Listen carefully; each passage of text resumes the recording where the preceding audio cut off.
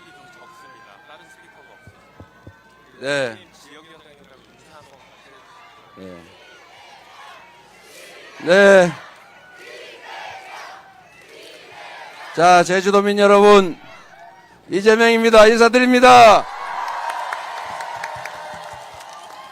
우리 제주도에 국회의원 3분이 계시는데 우리가 서귀포를 이번에는 선거기간이 너무 짧아서 가기가 어렵게 됐어요. 우리 서귀포에 우리 의원님 우리 미성건 의원님 죄송하게 생각되는데 격려박수 부탁드립니다. 제주도는 잘 지키고 있는 거죠? 네. 우리 문대림 의원은 어떻습니까? 박수 한번 부탁드립니다. 그리고 우리 김한규 의원님 너무 잘나서 옆에 서 있고 싶지 않은데 네, 잘하고 있죠? 우리 잘 준비된 민주당의 일꾼이니까 여러분들이 잘 부리시기 바랍니다. 감사드립니다. 화이팅! 네, 다음은 오늘 이 자리에는 제주 4.3의 아픔을 가슴에 안고 살아계신 유가족분들께서 이 자리에 함께 해주셨습니다. 제주의 봄에 염원하는 마음을 담아 꽃으로 만든 투표 기호를 후보님께 전달하겠습니다. 네, 큰 박수 부탁드립니다. 네, 오른손에 끼워주시면 됩니다. 오른손에요. 네, 여러분 사전투표는 5월 29일, 30일 다음 주 목요일, 금요일입니다. 우리가 투표하면 진짜 대한민국이 옵니다. 아픔을 희망으로 바뀌는 손길에 큰 박수와 함께 마음을 보내주십시오. 네, 이재명! 이재명! 이재명! 이재명! 네, 마지막으로 다 외쳐주십시오. 이재명! 이재명! 이재명! 네, 제주도민 여러분, 제가 저번 대선 때도 이 자리에서 말씀을 드렸던 것 같은데 제주도가 좁은가 봐요. 네. 그래서 이게 많은 분들이 장소가 좁아서 함께하지 못하는 것 같아서 아쉽기는 합니다만 상황이 또 그런 것 같긴 합니다. 제주도는 참 정감 가는 섬이에요. 아름답지요. 전 세계에서 아마 제주도만큼 아름다운 섬을 저는 보지 못한 것 같아요. 정말로 아름다운 섬입니다.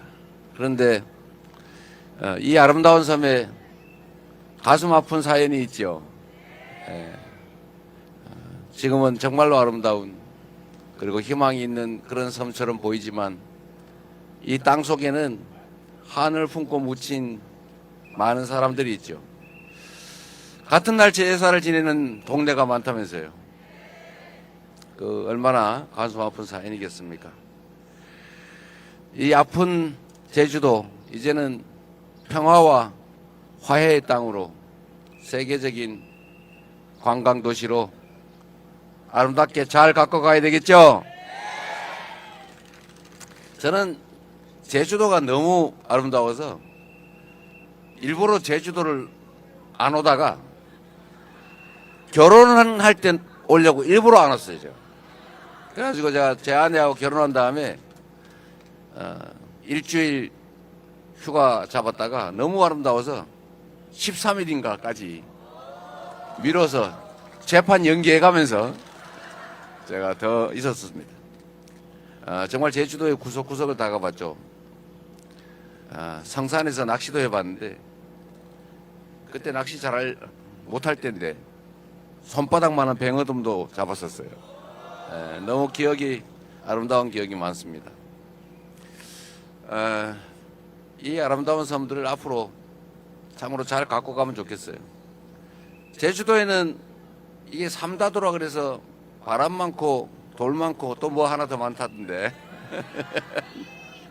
이게 참 위험해서 내가 말을 생략한 겁니다. 이 바람도 지금은 큰 자원이 되지 않았어요? 제주도는 이제 앞으로 얼마 지나지 않으면 화석 연료를 사용하지 않는 그야말로 완벽한 친환경 에너지로만 살아가는 그런 정말로 새로운 도시 섬이 될 겁니다.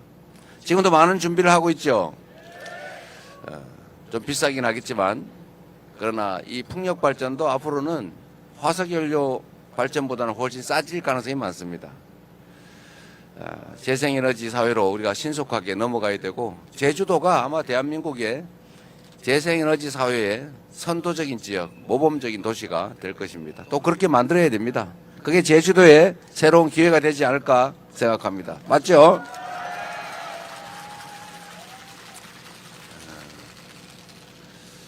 4.3 얘기를 안 할 수가 없는데 제가 거의 매년 4.3 기념일에 제주를 방문했습니다. 내년에는 대통령이 돼서 방문했으면 좋겠어요.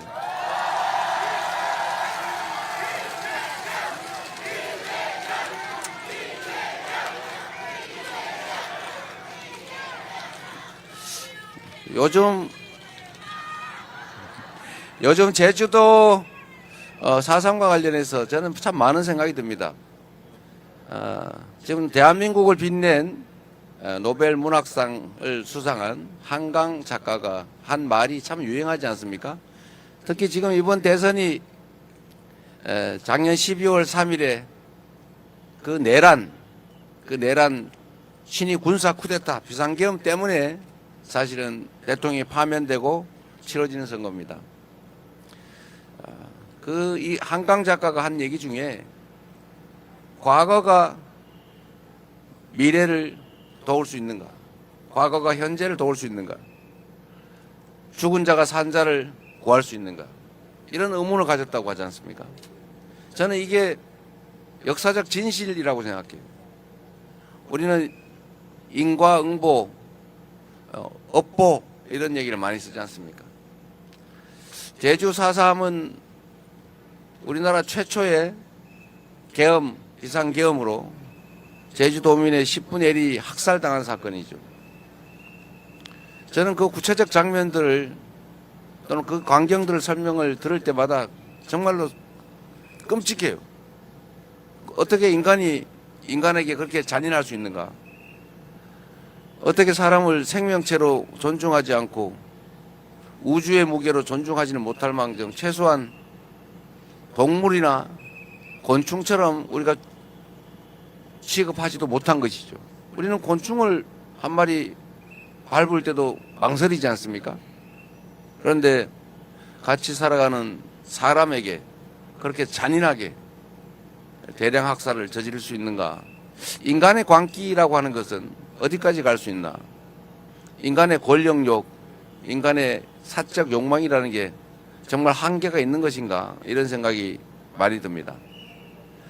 만약에 4.3 이 학살에 대해서 우리가 좀 빠른 시간에 진상을 철저하게 규명하고 그에 상응하는 책임을 엄정하게 물었더라면, 그랬더라면 광주 5.18 학살이 있었을까요? 저는 없었을 거라고 생각합니다. 그걸 전혀 책임을 묻지 않았기 때문에 결국은 광주 5.18 학살이 발생한 거죠. 그런데 역사는 역시 진보하는 것 같아요. 우리 제주는 이 4.3 사건 때문일 텐데 자기의 정치적 신념을 전혀 표현하지 않잖아요. 그래서 어제 누가 그런 얘기를 하던데 제주도에 왜 무소속이 많이 됐을까? 정치인들이 여당도 야당도 아닌 무소속만 찍는다. 그게 최근에는 이제 민주당으로 많이 바뀐 것 같아요. 그것도 아마 정치적 성향을 드러내면 위험하다라는 그런 역사적 체험 때문이 아닐까. 그 잔인한 기억 때문이 아닐까 생각이 되더라고요. 좀 어떠세요? 그러나 이제는 정치적 신념을 자유롭게 표출하지 않습니까? 제주 4.3에 대해서 저는 우리 더불어민주당이 노무현 대통령이, 문재인 대통령이 참으로 많은 진척을 이뤄냈다고 생각해요. 진상규명도 했고 사과도 했고 법도 만들고 보상도 했지 않습니까? 그 점을 우리 제주도민들이 인정해주고 계시는 거죠? 그래서 제주는 아마도 우리 더불어민주당이 대형 사고를 치지 않는 한 이 성과에 대해서 많은 오랜 시간 기억해 주실 거라고 믿습니다. 그러나 아쉬운 것은 조금 더 일찍 했더라면 광주에 수백 명이 학살되는 그런 일들은 없었을 것이다 라는 아쉬움이 있죠. 그래도 안 하는 것보다는 하는 게 낫죠. 한다면 조금 빨리 했으면 좋았겠다, 이 말씀을 먼저 드리고요. 저는 광주 5.18 광주 민주화운동, 그것도 역시 이번 작년 12월 3일 내란 극복에 크게 영향을 미쳤다고 생각합니다. 물론 광주 5.18 민주화운동에 대해서도 아주 오랜 동안 그 진실이 감춰졌고, 그에 속은 저 같은 사람도 광주 그 억울한 희생자들을 폭도로 가해자로 생각했고, 그래서 2차 가해 비난을 했지 않습니까? 그러나 결국은 많은 사람들의 노력으로 그 진실이 알려지고, 그래서 결국은 늦었지만 재판이 이루어지고 잠시라도 구속이 되고 사면되긴 했지만 처벌을 하기는 했죠. 미흡하지만. 그래서 그 기억 때문에, 그 과거 역사 때문에 작년 12월 3일 밤에 계엄군 일선 지휘관과 병사들이 적극적으로 의회 난입을 하지 않았던 것입니다. 그 경험, 그 역사가 작년 12월 3일에 계엄을 사실상 절반은 막아준 것이죠. 우리 국민들도 마찬가지 아니겠습니까? 그 광주 5.18의 기억 때문에 결국은 국회를 에워싸고 우리 더불어민주당 의원들이 목숨을 걸고 국회 안으로 담을 넘어 들어가서 계엄 해제를 할 수 있게 만들어준 것 아니겠습니까? 그래서 수많은 사람들이 학살되었을 그 가능성을 막은 것입니다. 저는 그날 밤만 생각하면 지금도 모골이 송년해요. 그들은 수백 명을 배에 실어서 백령도 가는 선상에서 폭파시켜서 수장시켜 죽이려고 했지 않습니까? 그리고 5천 명에서 10,000명을 이런 방법 저런 방법 군 막사에 집어넣고 폭탄을 터뜨려서 죽이고 수류탄을 터뜨려 죽이고, 죽지 않으면 확인 사살하겠다는 계획까지 세웠잖아요. 그것만 가지고는 부족하니까 음식물, 식수에다가 독국물, 화학약품 넣어가지고 어떻게 하자, 이런 계획까지 메모되어 있지 않습니까? 실제로 그랬을 집단 아닙니까?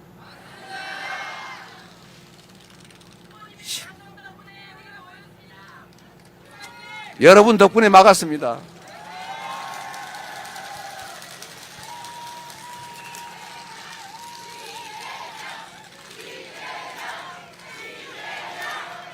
그날 밤에 광주 5.18의 그 장성들을 처벌하는 장면, 그 역사가 그래도 진상을 일부나마 규명하고 일부나마 적정하게 되지는 못했지만 일부나마 책임을 물은 그 역사가 결국 12월 3일에 계엄을 막았고, 광주 5.18에서 희생된 그 수백 명의 영령들이, 즉 죽은 자들이 12월 3일 작년 대한민국 국민들을 살려낸 것 아니겠습니까? 그래서 여러분, 지금 우리가 살아가는 이 장면도 대한민국 역사의 일부입니다. 지금 이 순간에 우리의 행동, 선택, 판단, 실천이 우리의 미래들에게, 우리 미래의 대한민국 국민들의 목숨을 살릴 수도 있고 죽일 수도 있고, 그 미래의 대한민국을 망칠 수도 있고 흥하게 할 수도 있는 것입니다. 이번 6월 3일 대한민국 대통령 선거는 작년 12월 3일에 시작된 세 번째 제주 4.3을 청산하는 과정입니다. 확실하게 진압하고 확실하게 책임을 묻고 진상을 철저히 규명해서 엄정하게 국민이 살아있음을, 이 나라 주인이 국민임을, 국가의 어떤 권력도 어떤 권력자도 국민을 배반해서는 살아남을 수 없다는 것을 확실하게 보여줘야 하지 않겠습니까?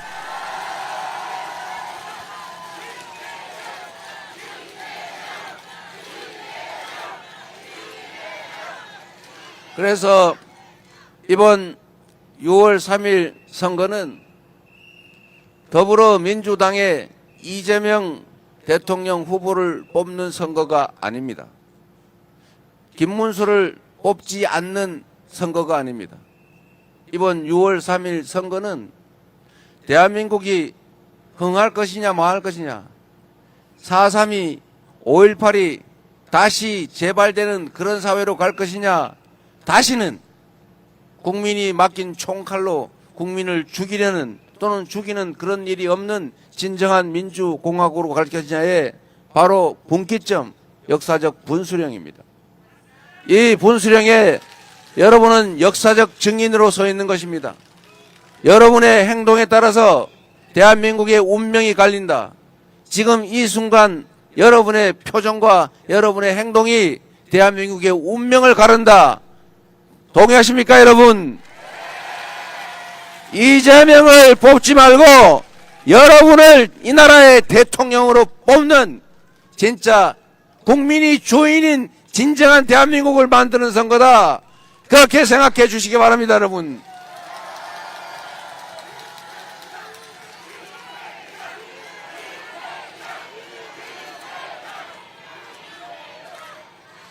그래서 여러분, 제가 지금껏 여러 차례 약속드렸고 지금은 시도했다 실패한 꼭 해야 될 일을 한 가지 말씀드리겠습니다.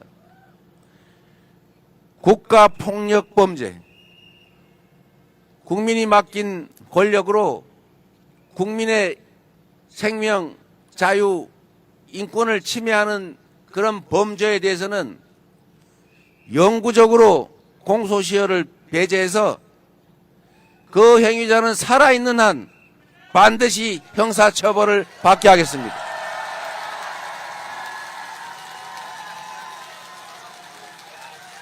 그리고 그에 더해서 민사 손해배상 시효도 제한해서 그 국가폭력 범죄자가 재산을 물려준 범위 내에서는 그 후손들조차도 끝까지 책임지도록 하겠습니다.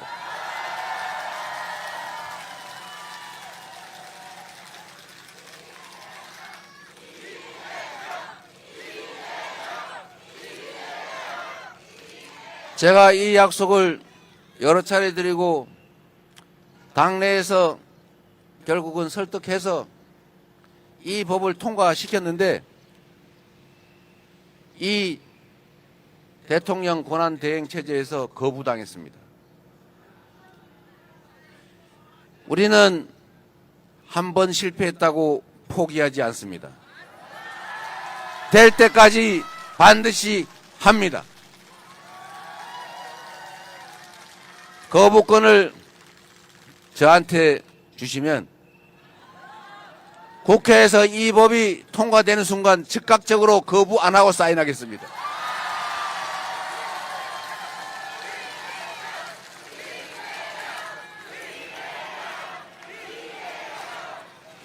이거는 사감이 아니라 보복 감정이 아니라 한 생명이 우주의 무게를 가진 고귀한 존재인데 누군가의 그 하찮은 욕망, 권력욕, 재산욕, 물욕 때문에 누군가의 우주를, 한 가족을, 한 사회를 파괴하는 그런 반인륜적인 그런 행위는 절대로 이 대한민국에 다시는 벌어지지 않게 하기 위한 그런 조치 절대로 잊지 않고 가장 빠르게 해내도록 하겠습니다.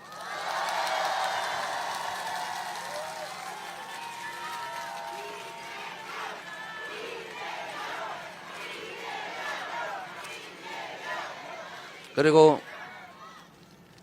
여기 박혁권 배우 왔나요? 어디 있어요? 잠깐 한번 와보세요. 올라와 보세요.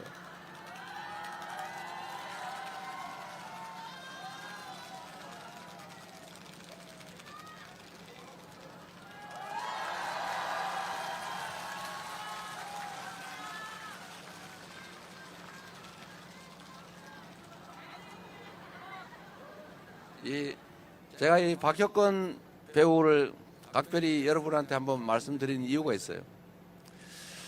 저번 대선 때 사실은 약간 어려운 선거 아니었습니까? 저는 이길 수 있는 선거였는데 제가 부족하고 우리 당도 부족하고 그리고 가짜 뉴스에 속아서 결국은 졌다고 생각해요. 그 역시도 우리의 준비 부족이죠. 그때 우리 박혁건 배우가 공개적으로 저를 지지해 주셨어요. 그런데 이 대한민국은 아주 졸렬한 정치 세력들이 있어요. 상대편을 지지하면 죽이려고 해요. 그래서 블랙리스트니 화이트리스트니 이런 거 만들지 않습니까? 그래서 저 사람은 저쪽 편이지, 그러면 출연도 시키지 마, 지원도 해주지 마, 이렇게 해서 괴롭히잖아요. 아주 졸렬한 거 아닙니까? 저는 이 박혁건 또는 이 문화예술인들의 정치적 의사표현에 대해서 이렇게 가혹하게 제재하는 나라를 보지를 못했어요. 그 나라의 수준은 그 나라의 문화로 결판나는 것 아닙니까? 대한민국이 전 세계에서 그래도 인정받는 것은 대한민국의 문화 수준, 결국은 우리 국민들의 의식 수준이죠. 그 높은 의식 수준, 그 때문에 인정받는 것입니다. 해외에 나가도 코리아라고 하면 취급해 주잖아요. 물론 지난 몇 년 사이에 확 국가의 품격이 떨어져서 요새는 숨긴다고 하더만요. 네. 쿠데타 나고 그런 나라인데 어떻게 보겠습니까? 그래서 이 대한민국의 문화를 살려야 돼요. 그리고 저는 대한민국의 문화가 국제적 경쟁력을 가진다. 우리의 미래가 문화에 있다. 이렇게 생각해요. 어떻습니까, 여러분?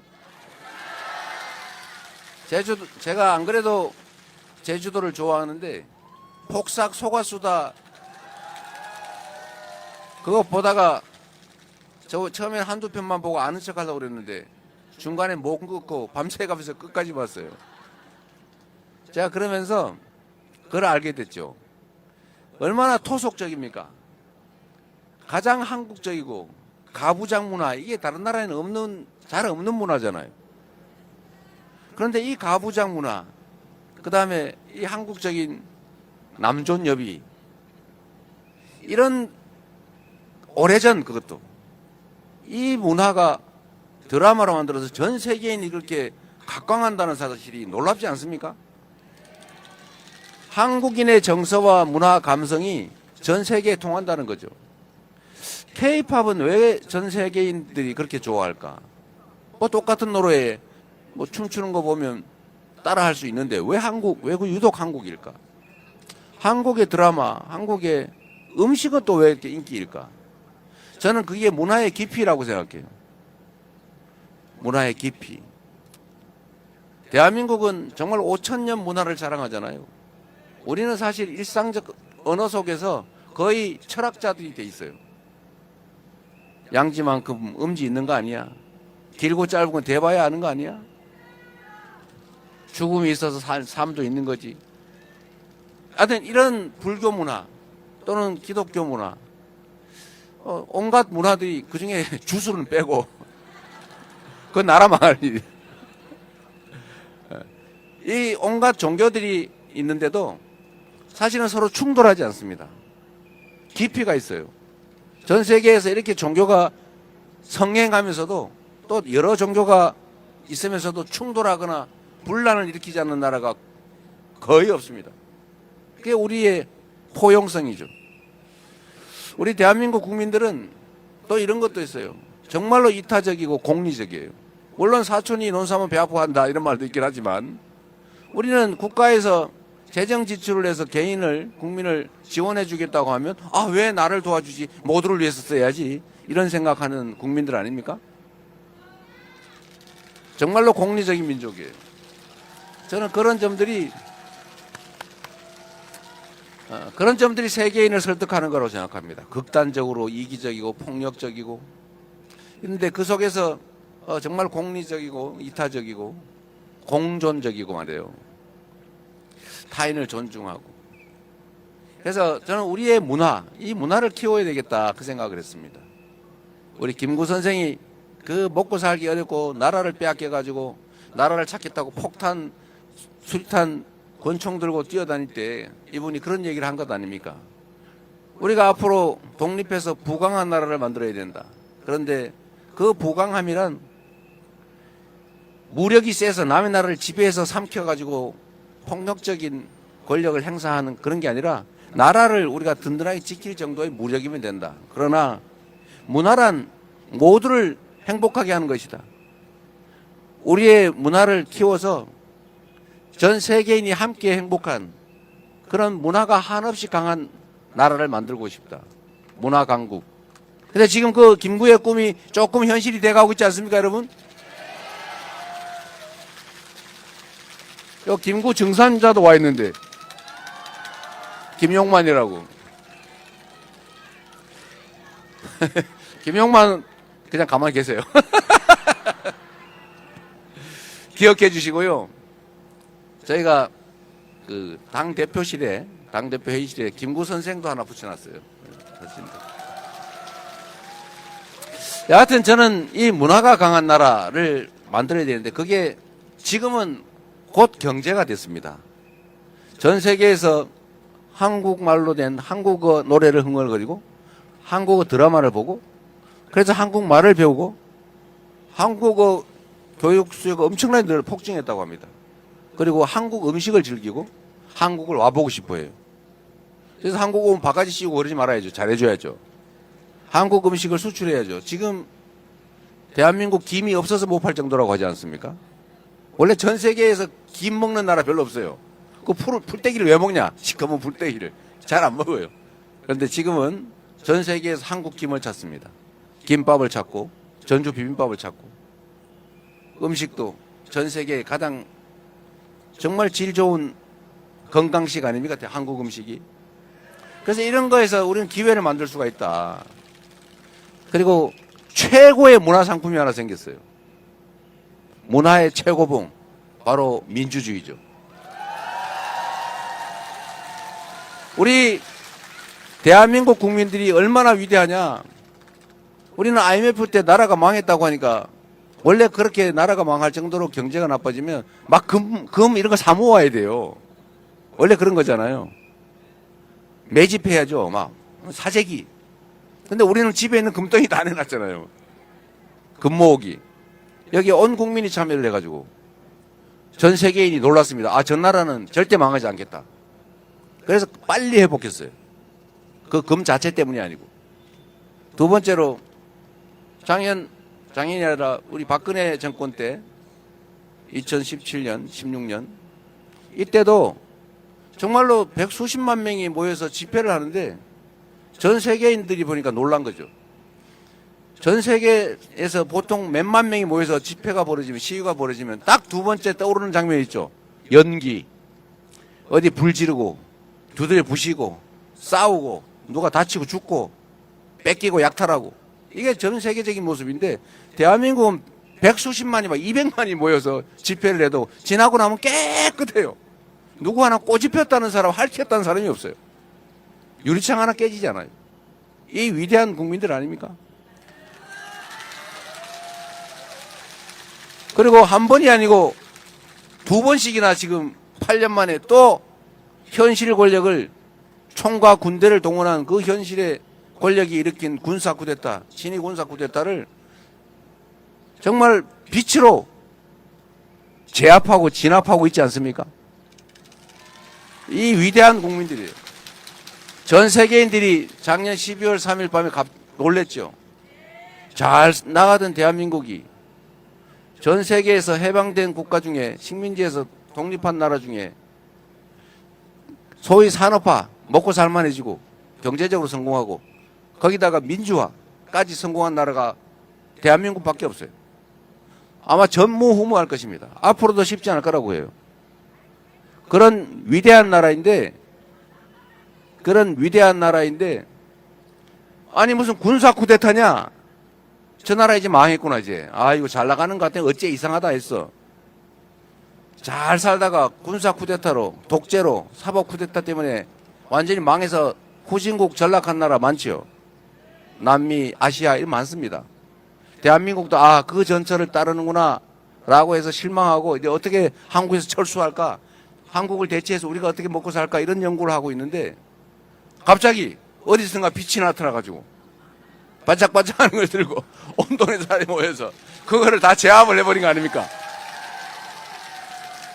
장갑차를 맞고 총구를 잡고 유튜브로 막 찍으면서 너의 얼굴 국민들 다 알게 됐다. 군인들이 얼굴 찍으니까 얼마나 무서웠겠어요. 다 가리긴 해도 눈은 보이잖아요. 어쨌든 이런 국민들의 행동, 실천 때문에 결국 절대 거의 실패하지 않는다는 99.99% 성공한다는 현 권력자의 친위 군사 쿠데타가 실패한 것입니다. 여러분. 바로 여러분이 해낸 거죠. 우리가 해낸 것입니다. 대한민국 국민이 해낸 거죠. 위대한 여러분의 역량에 자부심 가지셔도 됩니다. 우리의 후손들이 지금 이 자리에서 박수치는 여러분들을 교과서에 기록하고 기억할 겁니다.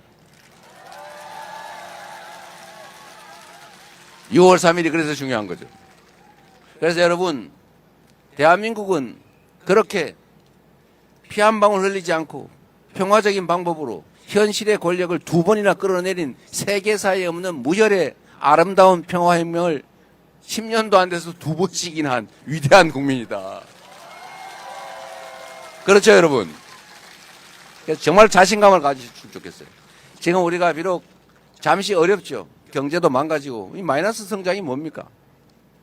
0.2% 1분기 마이너스 성장했대요. 내수는 2분기째 계속 마이너스입니다. 내수가 망하니까 저 동천마트 이런 데 장사가 안 되는 거예요. 예? 보림방? 예? 이거 안 되죠, 당연히. 사람들이 돈도 없고 있는 돈도 불안해서 돈을 안 써요. 제가 그래서 한 가지 말씀을 드립니다. 경제는 심리입니다. 미래가 불확실하면 절대로 안 움직여요. 그런데 지금이 엄청나게 나빠도 미래가 희망이 있고 예측이 되면 그러면 미래를 위해서 투자하죠. 그래서 여러분 6월 3일에 여러분 선택에 따라서 이 경제가 계속 나락으로 떨어질 수도 있고 딱 저점을 찍고 희망으로 미래에 대한 기대로 다시 상승할 수도 있습니다.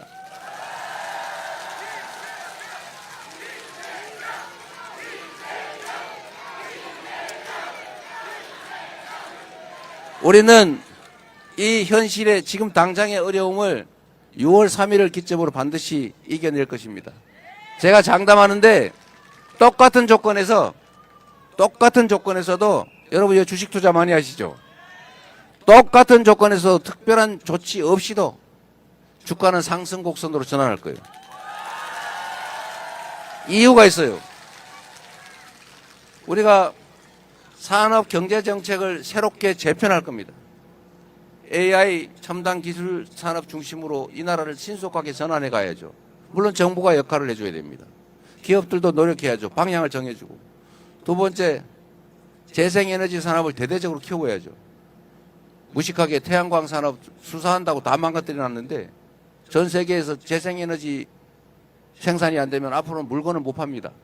수출국가, 통상국가 대한민국의 글로벌 수출 기업들이 너네 이거 재생에너지로 생산한 거야? 화석연료로 생산한 거야? 이렇게 물어보면 재생에너지로 생산하는 건 안 산다.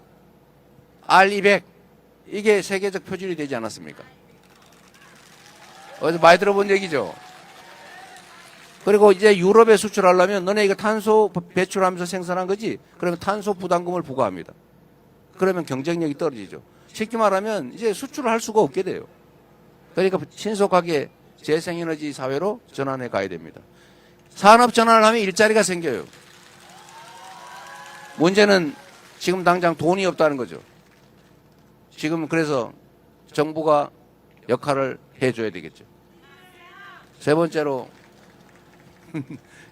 아까 말씀드린 대로 문화산업을 대대적으로 키워야 됩니다. 네, 여러분이 기회가 주면 제가 하겠습니다.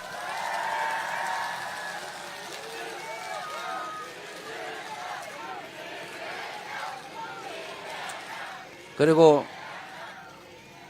경제가 다른 나라는 그런 대로 괜찮은데 우리나라만 유독 우하향으로 꼬라박는 이유는 몇 가지 있어요. 일단 아까 말씀드린 대로 정부 정책이 산업 경제 정책이 없어요. 이걸 산업 경제 정책을 제대로 수립해서 미래를 보여줘야죠. 우리는 이렇게 갑니다. 그러니까 앞으로 이런 쪽에 투자하세요. 이 길로 갑시다. 이렇게 방향을 정해줘야 되잖아요. 그게 리더가 하는 일 아닙니까? 그러나 이거는 단기적 효과는 크지 않아요. 좀 길게 봐야죠. 이제 두 번째, 대한민국의 가장 큰 리스크는 평화예요. 여기는 휴전선에 좀 멀리 떨어져 있으니까 좀 어떨지 모르겠는데 대한민국이 제주도를 포함해서 전부 전쟁 리스크에 노출되어 있습니다. 전 세계에서 군사 밀도가 가장 높아요. 아직도 여전히 법률적으로는 전쟁 중입니다. 휴전 중이죠. 정전 중. 그런데 북한과 너무 지나치게 강대강 대치 전략을 취하는 바람에 사회가 너무 나빠졌어요. 그래서 전 세계가 저 동네가 언젠가는 군사적으로 충돌하겠구나. 저 전쟁이 날 가능성이 있네. 라고 하는 것 때문에 한반도에 대한 투자를 망설이게 됩니다.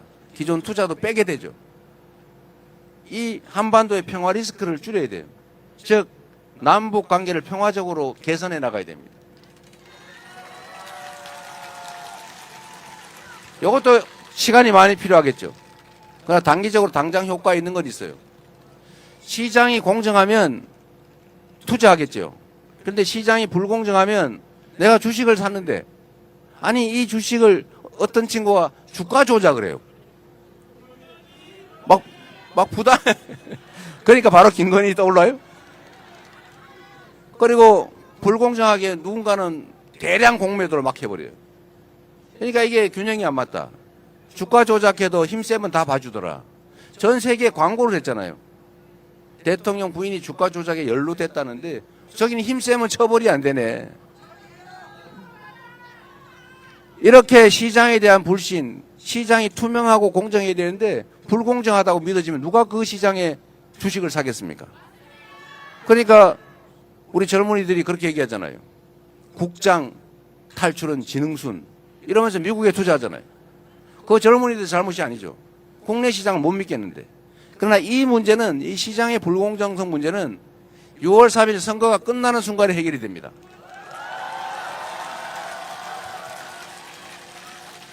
시장의 불공정성은 그냥 의지 하나로 앞으로 걸리면 죽는다.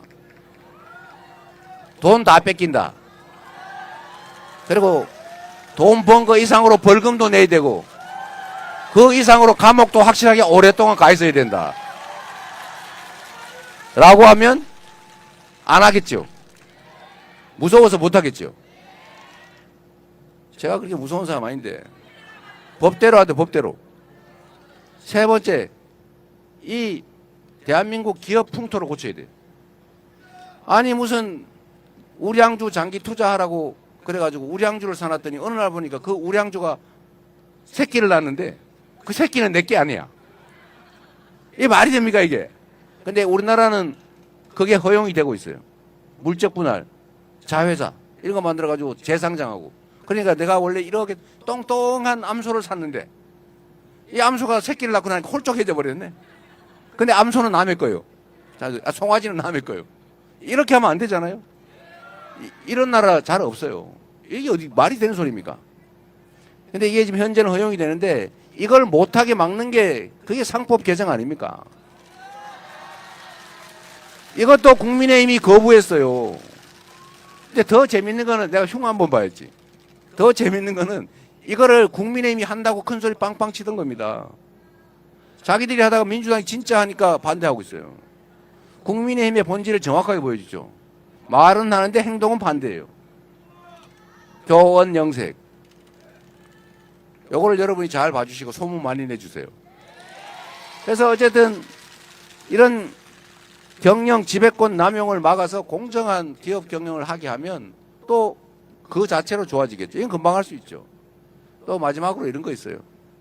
이 주식하는 분들 들으라고 한 얘기인데 제가 주식 좀 했지 않습니까? 제가 휴면 개미, 왕개미는 아니고 중개미 이 정도 됩니다. 그런데 우리나라는 배당을 안 해줘요. 배당을 해줘야 주식 사가지고 거기서 나오는 이자도 아닌 배당금으로 뭐 용돈도 쓰고 할 텐데 우리나라는 배당이 인색해요. 돈을 10조 원을 벌어도 배당을 2조 원밖에 안 해요. 1조 원, 2조 원 이렇게밖에 안 해요. 다른 나라는 보통 한 5조, 6조 한단 말이에요. 배당 성향이라고 하는 게 너무나 해서 중국 그 공산국가의 기업보다 배당이 더 낮아요. 이게 이상하잖아요. 이 배당을 늘려야 됩니다. 배당을 워낙 안 하다 보니까 주가가 왜곡돼 있어요. 주식이 이 객관적 가치가 10만 원인데 실제 거래되는 가격은 10,000원이에요. 그 10,000원짜리 사가지고 이걸 기업을 해산을 해버리면 10만 원 생기는 거예요. 이게 말이 안 되잖아요. 근데 이 0.1 PBR 0.1 주가 순자산 비율 이런 주식이 늘렸어요. 이 비정상 주식 시장이에요. 이런 것만 교정을 하면 지금 상태에서만도 주가는 많이 개선될 겁니다. 주식시장이 살아야, 주식시장은 자본주의 시장 경제의 심장이에요. 주식시장이 살아야 기업들이 이자 부담 없이 자본 조달을 할 수 있어요. 국민들도 투자 기회를 늘려요. 우리나라는 투자할 때가 부동산밖에 없으니까 전부 부동산 몰려가지고 이게 부동산 문제가 심각한 거 아닙니까? 부동산 말고 투자할 데가 없어요.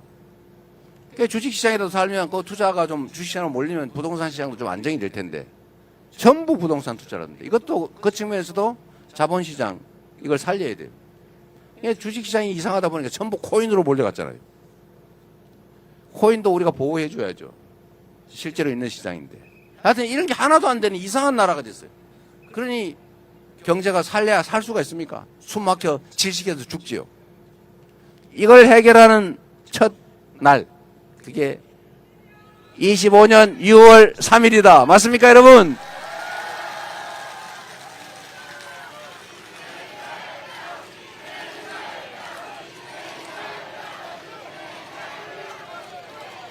그리고 제주도에 여러 의원들 계시잖아요. 국회의원도 그렇고 시장, 도지사, 시장은 없군요, 여긴. 도지사, 도의원, 대통령까지. 이 사람들은 누가 생각하는 것처럼 지배자들이 아닙니다. 여러분보다 높은 사람이 아니죠. 우리는 뽑아놓고 숙모하는 경향이 없지 아니한데 우리가 일 시키려고 뽑아놓은 우리의 신분권 아닙니까? 그래서 여러분 이번 대통령도 높은 사람 뽑는 게 아니고 그 사람이 높은 사람인 건 맞아요. 우리가 뽑아놓은 머슴 중에 높은 사람, 상머슴. 그 머슴은 덕목이라고 하는 게 있죠. 유능하긴 한데 잔머리 굴리는 나쁜 사람이다. 그러면 도둑질 당할 가능성이 많죠. 첫째, 충직해야 됩니다. 국민에게 충성스러워야죠.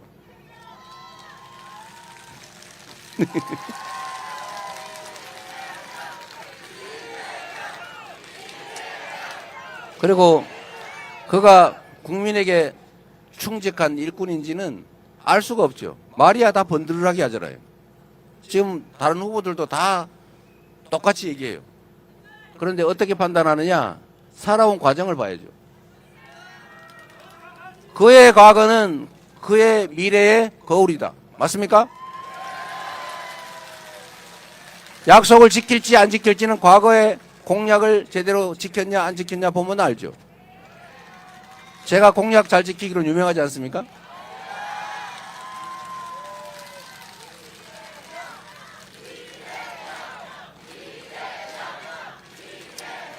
그리고 공직자로 살았으면 성과가 있어야죠.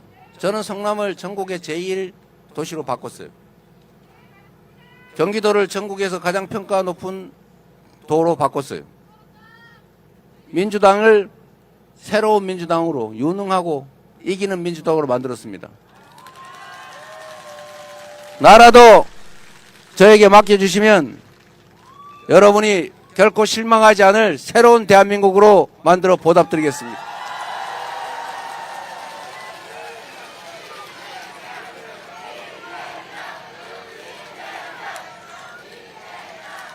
충직하고 유능한 일꾼을 뽑으면 여러분들이 팔다리 고생을 좀 줄이고도 지금보다 훨씬 더 잘 살 수 있다. 이렇게 말씀드립니다.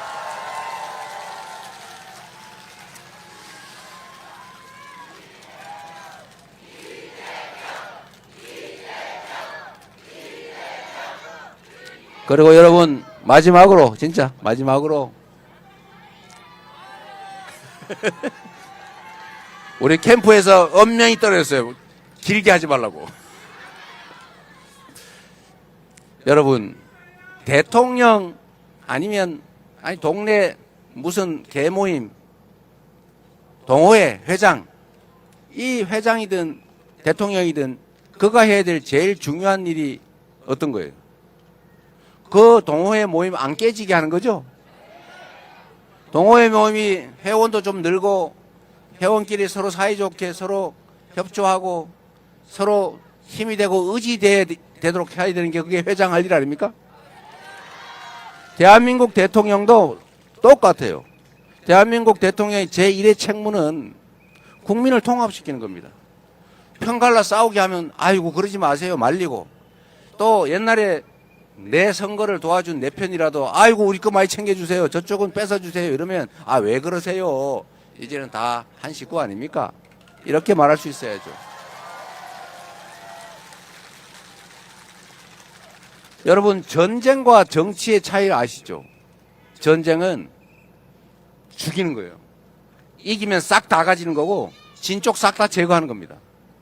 그런데 정치는 전쟁이 아니에요. 정치는 존중하는 겁니다. 같이 사는 거예요. 그런데 한쪽 편이 되는 건 불가피하죠. 왜냐하면 경쟁을 하니까.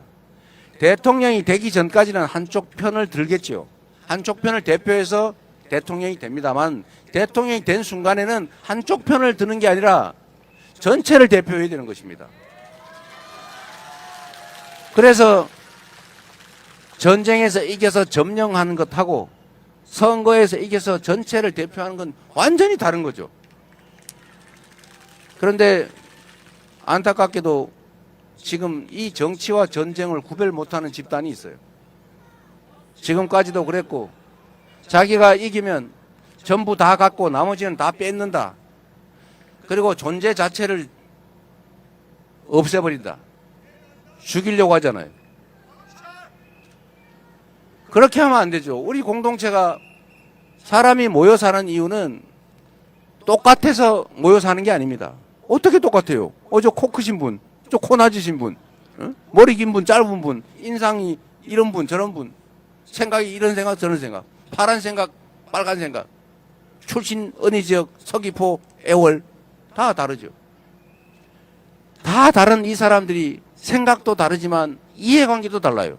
한 사람은 동쪽으로 가자고, 한 사람은 서쪽 가자고, 어떤 사람은 북쪽 가자 그러고 이렇게 충돌한단 말입니다. 자원이 5개밖에 없는데 10명이서 서로 막 나눠 가지려고 해요. 이럴 때 이걸 어떻게 조정할 것이냐를 정하는 게 정치죠. 그리고 이해관계인들은 다투게 돼서 가만 놔두면 죽을 때까지 싸우겠죠. 그래서 죽을 때까지 싸우지 말고 합리적인 선에서 정리하기 위해서 있는 것이 바로 정치고 행정 아닙니까? 그걸 합리적으로 잘 배분하라고 그 권한을 부여하는 거잖아요. 그게 권력이죠. 정치란 그 사회의 자원을 배분할 권한을 어떻게 가질 것이냐, 누가 가질 것이냐, 어떻게 나눌 것이냐를 정하는 거죠. 그러니까 대통령이 됐다고 해서 야 우리 편 다 모여, 빨간색 다 모여, 파란색 다 죽이자. 이거는 정치가 아니죠. 이거는 점령이고 이건 전쟁이죠. 이렇게 하면 그러면 반 제거했어요. 그 다음에 또 그 안에서 경쟁이 벌어지겠죠. 또 반 제거해야지. 그러다 뭐가 남습니까? 자기 혼자 남겠죠. 자기 혼자 남아요. 결국 죽겠지. 이렇게 되면 절대로 안 되는 거죠. 그래서 대통령이라고 하는 것은 통자는 통치가 아니고요. 통합. 이겁니다. 크게 통합하는 사람. 그리고 여러분 막 싸워가지고 서로 뺏고 찢고 하면요 시너지가 안 나요. 똑같은 것도 적절히 나누고 협력하면 시너지라고 한 게 있지 않습니까? 다르다고 해서 틀린 게 아니죠. 이 다름을 인정하고 역할도 인정하고 100%다 가지려고 하지 말고 51%만 갖고 그리고 성과를 내서 결과를 증명하고 다시 선택받고 이게 합리적인 정치 과정 아니겠습니까?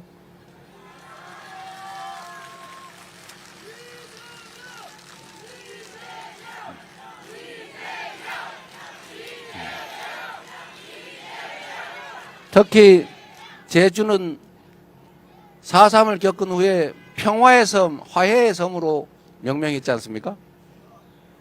대한민국도 그래야죠.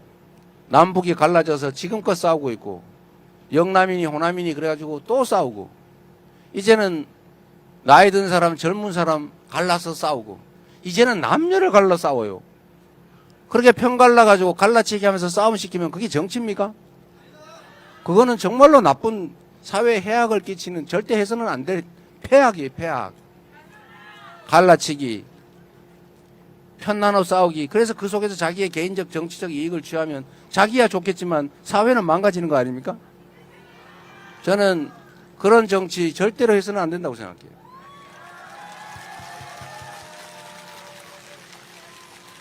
그래서 6월 3일부터는 우리가 작은 차이를 넘어서서 이 위대한 우리 대한민국 국민들의 저력을 한데 모아서 더 나은 세상을 향해서 우리 손잡고 함께 꿋꿋하게 나아갑시다, 여러분.